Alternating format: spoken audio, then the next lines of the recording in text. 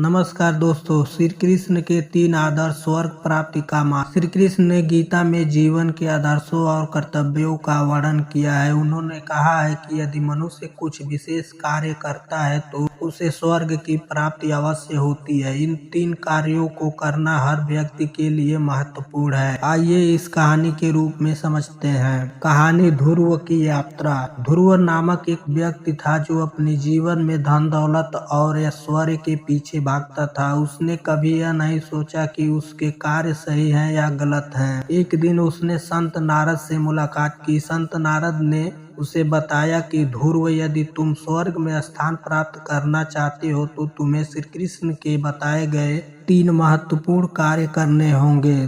ध्रुव ने उत्सुकता से पूछा, वे 3 कार्य कौन से हैं? संत नारद ने समझाया, सत्कर्म और सेवा। दूसरों की सेवा और सत्कर्म करना सबसे महत्वपूर्ण है। यदि आप दूसरों की भलाई के लिए कार्य करते हैं, जरूरतमंदों की मदद करते हैं और अपने जीवन को परोपकार के लिए समर्पित करते हैं तो यह ईश्वर की सेवा मानी जाती है। ध्रुव ने सोचा कि उसने कभी किसी की मदद नहीं की थी। उसने तय किया कि अब से वह भूखों को भोजन कराएगा और दूसरों की सहायता करेगा। सत्य का पालन। श्री कृष्ण कहते हैं कि सत्य सबसे बड़ा धर्म है। जो व्यक्ति सत्य बोलता है और सत्य के मार्ग पर चलता है वह स्वर्ग की ओर अग्रसर होता है। ध्रुव को याद आया कि उसने कई बार झूठ बोला था। उसने प्रण लिया कि अब वह सदा सत्य बोलेगा, चाहे स्थिति कितनी भी कठिन क्यों न हो। ईश्वर में भक्ति। भगवान श्री कृष्ण कहते हैं कि जो व्यक्ति अपने मन और